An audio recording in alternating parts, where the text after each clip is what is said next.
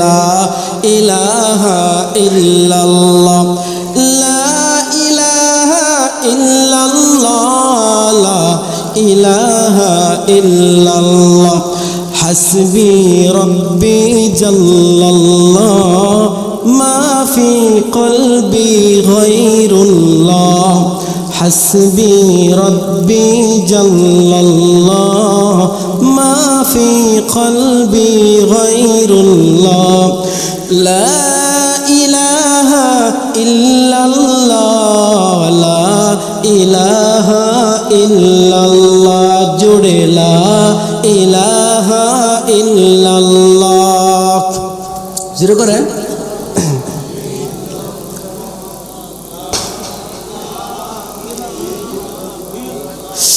आकाश जमीन चाँद सितारा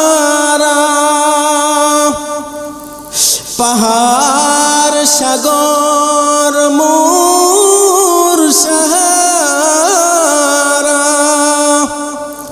गई तस्बीह गई तुम्हार नामे ला शरीका इल्लल्लाह ला इलाहा इल्लल्लाह ला इलाहा इल्लल्लाह ला इलाहा इल्लल्लाह ला इलाहा इल्लल्लाह मुहम्मदुर रसूलुल्लाह सल्लल्लाहु अलैहि वसल्लम সকলে বলেন সাল্লাল্লাহু আলাইহি ওয়াসাল্লাম।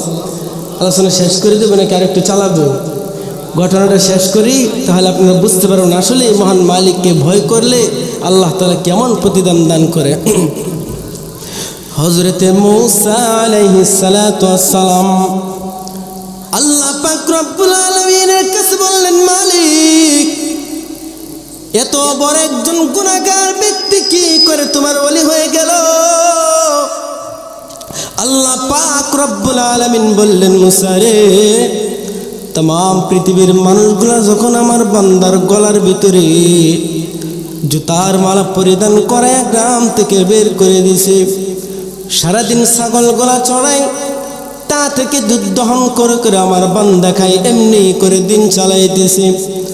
সন্ধ্যা যখন গনিয়ে আসে আমার বান্দা তার গুনাহের কথা স্মরণ করে করে আমি মালিকের কাছে কেঁদে কেঁদে দোয়া করি।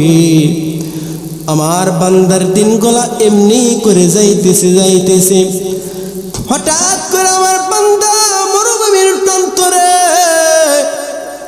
এত পরিমাণ অসুস্থ হয়ে পড়েছে, আমার বান্দার ডানে তাকায়া দেখে তাকে সাহায্যকারী কেউ নাই, আমার বান্দা বামে তাকায়া দেখে তাকে সাহায্যকারী কেউ নাই, আমার বান্দা পিছনে তাকায়া দেখে তাকে সাহায্যকারী কেউ নাই।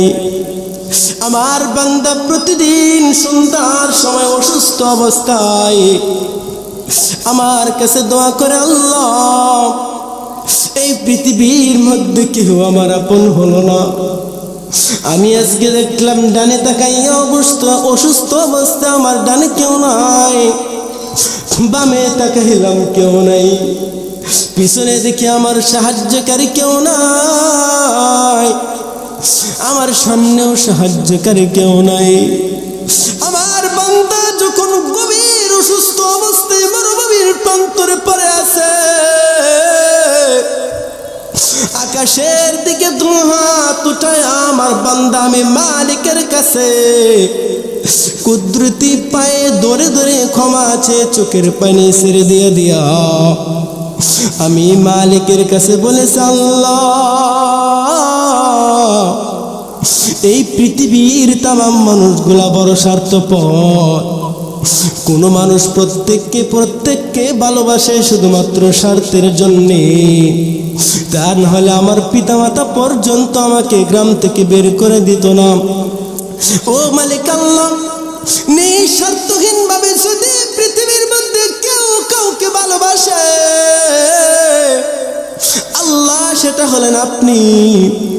আমি মনে হয় দুনিয়া থেকে বিদায় নিয়ে চলে যাব, শেষ বেলা আমি আপনার কাছে ক্ষমা চাই। ও মালিক আল্লাহ, আমার জিন্দেগির তাম গুনাহগাতাগুলি মাফ করিয়া দিন। বলেন সুবহানাল্লাহ।